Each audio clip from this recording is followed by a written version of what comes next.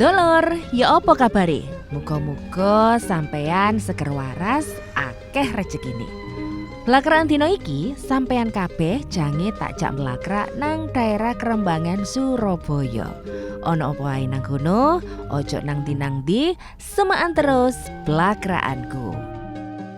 Surabaya gak cuma dikenal dadi kutha metropolitan gede nang Indonesia, tapi terkenal dadi kutha sing duwe rentetan sejarah sing dawa.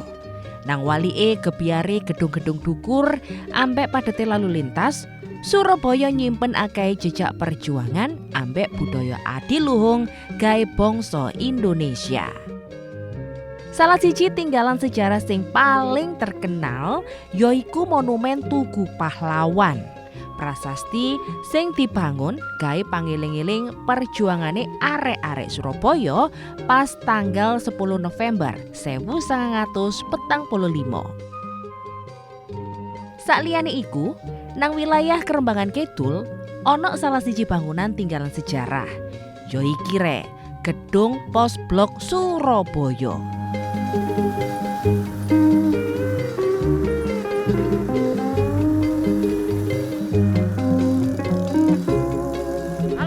Apa kabare? Mugi-mugi padha seger waras ya. Nah, dino iki aku pengen ngajak kon kabeh mlaku-mlaku nang Pos Blok. Nah, ana apa ae nang Pos Blok? Ayo melu aku mlaku-mlaku. Gedung iki dadi seksi bisu sejarah mulai ke zaman pemerintahan Mataram, kolonial, revolusi, sampai nang era kemerdekaan. Dadi rek, sakjane Pos Blok biyen iku panggone bupati. Bangunan sing duwe arsitektur kolonial iki manggon nang kawasan Kota Lama Surabaya. Gedung iki tau menangi wolak-walike peradaban jaman. Soale bangunan gede makrong-makrong iki ancen tau dipanggoni dadi omah dalem para pejabat Bupati Surabaya pas awal abad 20. Judulnya Hidden Gem rek, tak kandani kok. Kalau dilihat bentuk arsitek atau bentuk dari pintu atau jendelanya ini kan berbeda dari yang di bagian depan. Nah, kemungkinan ini adalah sisa dari area bangunan zamanin dalam bupati yang tidak digusur ya atau tidak dirubuhkan pada saat Belanda membangun kantor pos. Jadi kemungkinannya ini adalah sisa-sisa bangunan atau sisa-sisa gedung dari dalam bupati. Bangunan omah dalem iki dirancang dadi simbol buka gak tertutup. Kepemimpinan sing membumi ambek ngunggulno nilai-nilai lokal sing adiluhung. Nang sekitare Dalan Kebonrojo, akeh gedung Kabupaten Surabaya sing dibangun pas tahun 1840-an. Nah, Pos Blok iki terletak nang Jalan Kebonrojo rek. Cuman zaman Londo biyen judule dalane itu adalah Regenstraat. Regen yo bupati, Straat iku street, artinya jalan. Jadi memang jalan ini adalah jalan untuk ke kediamannya bupati atau dalemnya bupati. Keraton Surabaya zaman iku manggon nang kawasan Kebonrojo saiki. Ono nang buku catetane G. H. von Faber tahun 1935 jelasno gedung Kabupaten Surabaya dibangun pas tahun 1840-an. Nah, iki papan-papan lini masa sejarah gedung kantor pos besar Surabaya. Dimulai dari tahun 1825. Tahun 1825 tanah milik bupati, tapi sik tanah kosong ya rek. Tahun 1840 baru dibangun dalam bupati. Nah, padha karo koyok keraton-keraton kebanyakan ya. Nang ngarep iku mesti ana pendopo. Nah, iki foto nang ngarep kediamane bupati iku ana pendopo rek. Ono kalem-kaleme. Saiki dadi lapangan parkir wis gak ono iki. Sak wong-wonge ya wis gak ono. Nah, pas tahun 1881 ditempati sekolah HBS. HBS iki sekolah Eropa setingkat SMA nang Surabaya. Bentukane sih asli koyo ngene. Iki foto-foto guru-gurune HBS. Pindahe HBS nang Regenstraat yaiku Bupati Surabaya pindah dalem anyar nang Pregolan Bundar. Sistem kelembagaan HBS wis ana nang Surabaya ke taun 1875. Tapi emane alamat panggone sik durung kelacak sampai saiki. Nah, rek sing menarik lagi, sing wis mau tak bahas, Bung Karno iku zaman SMA sekolah nang kene ket tahun 1915 sampai 1920. Setingkat SMA 5 tahun, tapi bukan karena Bung Karno iku gak munggah kelas yo rek, tapi karena memang SMA di waktu itu durasinya 5 tahun. Soekarno sekolah nang HBS mulai ke tahun 1916 sampai tahun 1921. Marine sekolah SD ambek SMP nang Jombang, Mojokerto ambek Tulungagung. Sakliyane iku, ono beberapa pengamat sejarah duwe pendapat. Ditontok teko struktur jerone gedung, ono badukan model koyok panggung cilik. Sing mari ngono para pengamat sejarah Surabaya negesno, nek panggone Insinyur Soekarno pas lagi sekolah ngang Sukaweruh nang jerone bangunan gedung tinggalan bupati iki.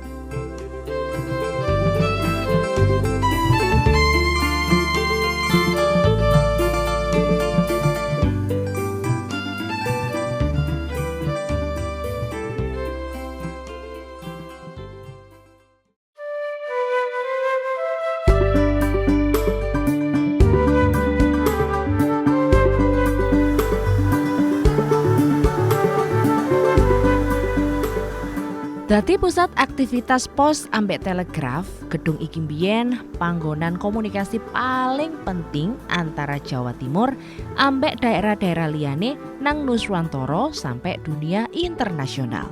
Sakliyane iku, gedung iki nyimpen sejarah dawa.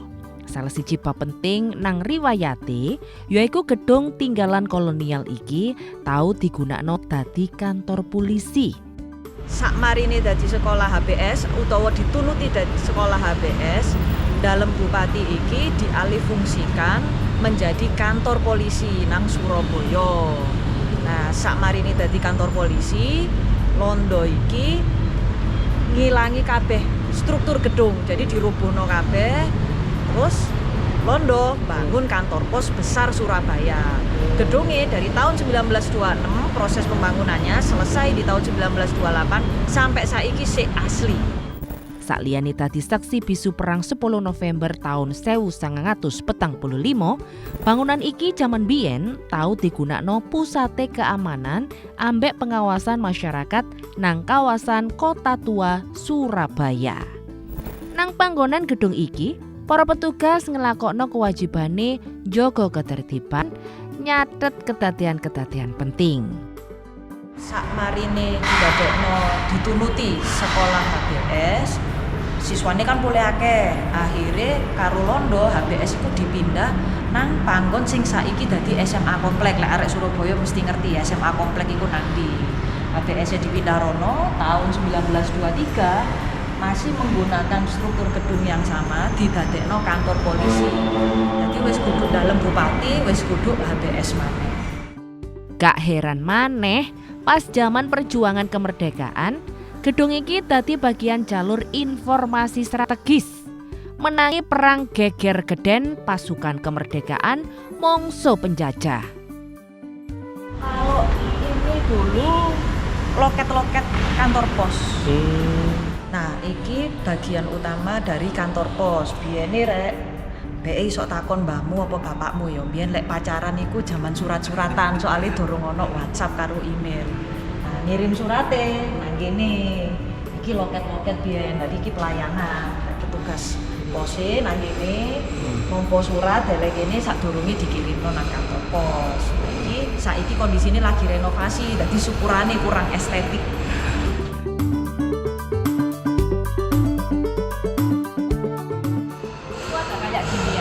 Itu apa ya? Surat ini loh mas. Oh, gitu lah surat.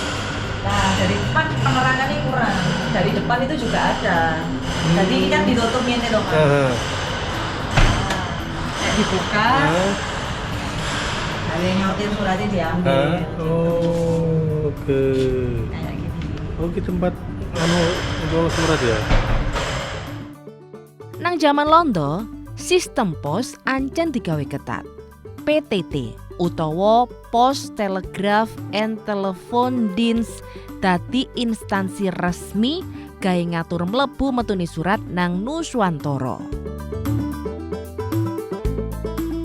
Nah, terus rek zaman Oktober, November tahun 45 Surabaya lah ancene kuanas ya rek ya. Dadi wakeh pemuda-pemuda sing biyene kerja melok londo, termasuk salah satunya adalah kantor pos, biyen kan WE londo ya. Lah wong-wong iki wis gething banget. Kon teko maneh nang kene aku gak gelem. Dadi wakeh sing melakukan perlawanan dan sebagian dari mereka itu tewas. Nah, ada 2 pahlawan revolusi dari unsur kantor pos yang kemudian gugur dalam rangka memperjuangkan dan mempertahankan aset vital ini, kantor pos, agar tidak lagi jatuh ke tangan penjajah. Gedung iki dadi simbol kedaulatan ambek semangat juang pas mbledose perang 10 November. Sampai saiki kantor pos Kebonrojo Surabaya utawa Pos Blok tetep ngadeg jejeg dadi seksi sejarah sing lungit. Arek iki be surate sik asli ke zaman londo ya. Ono kuncine. Ayo dibuka. Nah. Loh, ono surate rek. Iya. Surat temenan. Sejarah Brievenbus utawa bis surat nang Indonesia ono gandeng rentenge ambek onoe pemerintahan kolonial Londo nang abad 19. Brievenbus pertama kali dipasang nang kutha-kutha gede koyok Batavia, Semarang ambek Surabaya sing mari ngono nyebar nang wilayah liyane.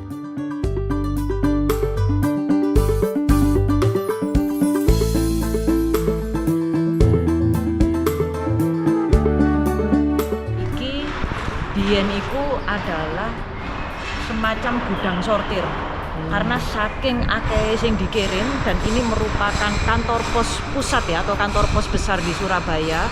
Dan zaman biyen lak sik durung ono email, durung ono WhatsApp, durung ono jasa logistik sing wakeh koyo saiki ya. Dadi kuwabeh iku selalu dipusatno nang kantor pos. Bayangno rek, sak gedhe ngene iki luasane kira-kira sekitar 1.300 sampai 1.400 square meter.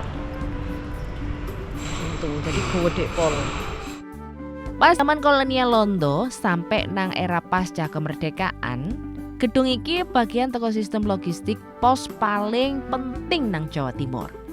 Nang ruangan gede iki, zaman biyen para petugas pos sing tandang gawe kerja keadik leren nyortir ewonan surat ambek kiriman sak bendinoni.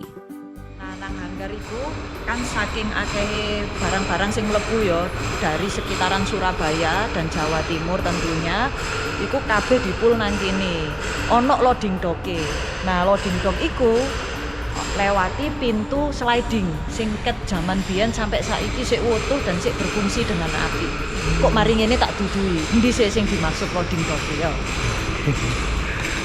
Gudang sortir iki gak cuma dadi ruangan logistik kae, tapi nang jerone ruangan ombo iki akeh simpul cerita-cerita sing dikirim ngliwati kutha, pulau sampai ngliwati negara.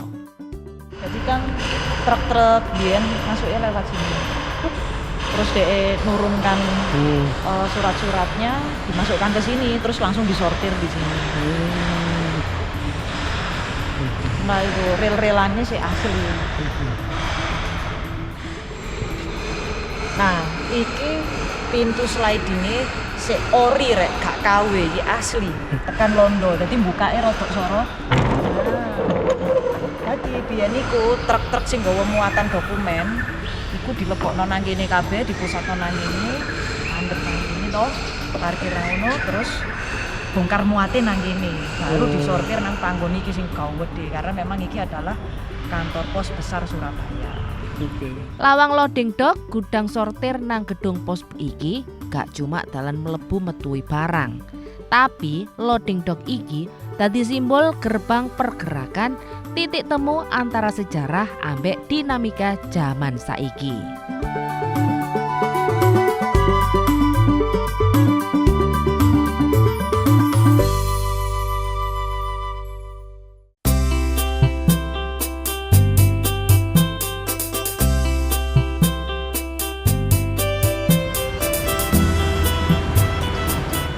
Gedung Pos Blok Surabaya iki saiki dikenal dadi ruang kreatif ambek pusate komunitas arek nom-noman. Zaman biyen nyimpen jejak sejarah sing dawa pas era penjajahan Londo. Nang era kolonial, bangunan iki gak mek konstruksi arsitektural gaya Indis sing prokoh. Selain dokumen-dokumen sing cilik-cilik di gedung utama tadi, ini dulunya juga loket pelayanan, tapi untuk barang-barang yang volumenya lebih besar, sehingga di dalam ruangan-ruangan ini terdapat berangkas-berangkas yang gede bisa. Kok tak dadi? Oke. Nek ngamati panggonan loket iki, rasane koyok mlaku mundur nang awal abad 20 biyen. Pas iku, Surabaya sik dikuasai ayang-ayange Londo. Tembok-tembok kandel ambek jendela sing dukur dadi seksi bisu repote administrasi kolonial. Ini namanya culture hall rek. Jadi kan eman-eman ya kalau gedung seestetik ini dengan nilai heritage yang sangat kaya, kemudian tidak dimaksimalkan fungsinya oleh manajemen Pos Blok. Kemudian ruangan ini dialihfungsikan untuk menjadi tempat kumpulnya para komunitas. Misalnya lek awak mono komunitas pingin latihan paduan suara bareng nang kene, baca puisi. Di sini juga pernah dipakai untuk yoga, teman-teman orkestra latihan di sini monggo. Jadi Pos Blok ini adalah kreatif hub yang memfasilitasi para komunitas kreatif di Surabaya untuk berkumpul di sini dan menyajikan karya-karya kreatifnya. Culture Hall nang gedung Pos Blok Surabaya iki gak cuma sekedar ruangan ae, tapi jendela sing iso mbuka kawruh budaya, panggonan bersejarah ambek kreativitas zaman saiki digabungno nang jerone harmoni. Nggawa semangat revitalisasi gedung sejarah, Culture Hall ditatekno ruang dinamis sing iso nguripno maneh budaya lokal, nasional ambek kontemporer. Iki jenenge brankas ya. Biyen panggone nyimpen surat-surat berharga, emas, dokumen-dokumen penting. Nah, jadi iki duduk penjara. Jadi iki adalah pintu kayak batesi ben luwih aman. Jadi setelah brankas terus ono pintu besi maneh diteralis koyo ngene, jadi barang-barang berharga dilebokno kene. Ruangan iki gak cuma gawe panggonan nyimpen barang ae, tapi pusate pengamanan dokumen ambek barang-barang berharga sing gerakno roda administrasi ambek komunikasi pas zaman Hindia Belanda sampai nang era kemerdekaan. Fungsi utama ruang berangkas iki dadi panggonan nyimpen surat-surat penting, dokumen negara, cap pos resmi ambek gawe nyimpen duwe operasionale kantor pos zaman biyen. Saiki awakmu tak ajak mlebu nang lobi utamane Pos Blok iki. Ini checklist asli rek. Puisi. Oh iya. Nah, nang lobi iki ono penjelasan singkat, ono lini masa sing iso mbok delok rek. Jadi perjalanan sejarah gedung iki dari tahun 1825 tanah milik Bupati. Tahun 1840 dibangun dalam Bupati kuwi mau. Terus tahun 1881 dibanggoni HBS, Sekolah Setara SMA, sing Bung Karno mbiyen sekolah nang kene pas tahun 1915, 1916 sampai 1920. Nah, iki Bung Karno karo kanca-kanca sekolahe seangkatan. Terus tahun 1923 gedung iki didadekno kantor polisi. Terus tahun 26 dibongkar kabeh, gedungnya sing asli ku diilangi kabeh, digusur, diganti karo pos. Nah, ket tahun 1926 dibangun sampai ganti tahun 1928 fungsine ganti kantor pos sampai awal tahun 2020-an. Baru Pos Blok mulai renovasi menjadikan tempat ini sebagai kreatif hub. Lobi utama Pos Blok Surabaya dirancang dadi titik temune antara zaman biyen, zaman saiki, ambek masa depan. Ruang iki dadi panggung utama gawe nyambut pengunjung sing duwe nuansa dinamis ambek tetep ngormati oyote budaya Nuswantara. Tahun 1926 gedung asline iku dibongkar total. Dadi wis diratakno kabeh, didadekno kantor pos. Mulai dibangun tahun 1926. Bentuke sik koyo ngene iki sik asli sampai saiki. Dibangun pas akhir abad 19, gedung pos iki dadi simbol kemajuan zaman. Yoiku duwe arsitektur gaya Indis ambek klasik Eropa. Dibangun ke tahun 1926, akhirnya dadi nang tahun 1928. Nah, sejak iku area iki atau wilayah iki dadi kantor pos besar Surabaya. Nek awakmu mlaku-mlaku nang gedung pos blok Surabaya, panggonan iki ojo sampai kelewat yo rek. Soale nang kono ana catatan riwayat sejarah kantor pos nang Surabaya. Mulai ke tanggal 18 Juli tahun 1808 sampai nang tahun 1928.